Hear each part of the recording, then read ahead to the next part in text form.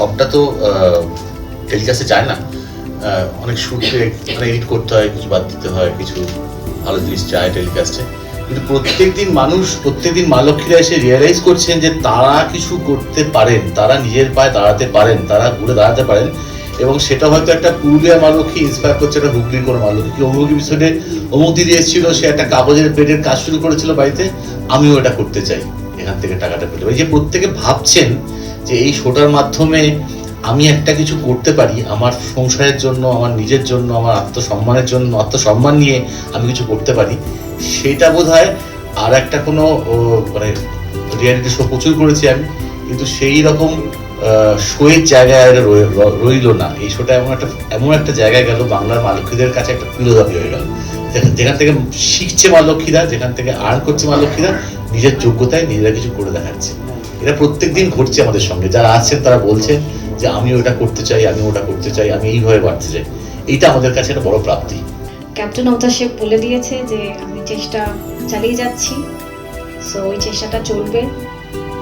অনেক দিন ধরে অনেক কষ্ট করে, অনেক লড়াই করে আমি নিজেকে বোঝাতে পেরেছি যে ওই যে মানে ডায়লগই বলেছে প্রমোতে যে বাংলার মা লক্ষ্মীদের জেদ, এবার জেদটা বসে গেছে।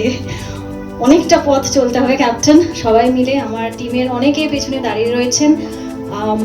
দাঁড়িয়ে যে টিমটা আমাকে সবসময় সাপোর্ট করে এসছে, সান বাংলার এন্টায়ার অফিসের টিম ওখানে দাঁড়িয়ে আছে, রনিও দাঁড়িয়ে আছে।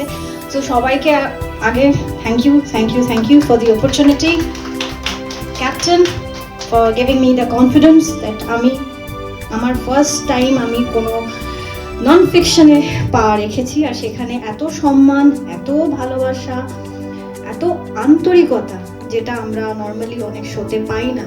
আমি এত বছর ধরে, প্রায় 20টা বছর ধরে শুধু অভিনয় করেছি, কিন্তু বিশ্বাস করুন যখন ওই মঞ্চটায় দাঁড়াই, যখন এই মানুষগুলো মা লক্ষ্মীদের সামনে দাঁড়াই, নিজেকে না বড্ড ছোট মনে হয়, খুব প্রিভিলেজ মনে হয়। তারা যে লড়াইটা প্রতিনিয়ত চালিয়ে যাচ্ছেন, তাদের সামনে আমাদের এই লড়াইটা কিছুই নয়। আর লাখ টাকার লক্ষ্মী লাভ সিজন 1, সিজন 2, সিজন 3,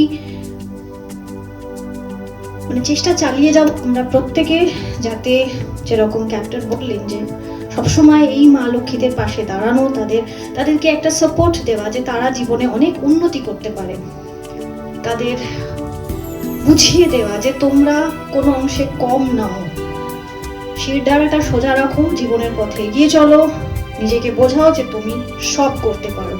সো এই শিক্ষাটা আমার জন্যও খুব ইম্পর্টেন্ট, কারণ আমি মানুষটা একটু ইন্ট্রোভার্ট ছিলাম। যখন আমি এই মঞ্চে দাঁড়ালাম, যখন এই মানুষগুলোর সাথে ইন্টারঅ্যাক্ট করতে শুরু করলাম, এখন মনে হচ্ছে আমারও বোধহয় আমাদের গোটা টিম সবসময় এই মানুষগুলোর পাশে সব সময় আছে, কিন্তু আমি কোথাও একটা টিভির পর্দায় যখন দেখতাম তখন না অতটা কানেক্ট করতে পারতাম না। এখন যখন মঞ্চে দাঁড়াই, ওদের সামনে চারজন মানুষ আমার সামনে দাঁড়িয়ে থাকেন, প্রতিনিয়ত তাদের সাথে ইন্টারাকশন হয়, বিভিন্ন ধরনের আলাপ আলোচনা হয়, আমরা মজা করি, হাসি ঠাট্টা করি, অনেক সময় আমরা হাউ হাউ করে কাঁদি।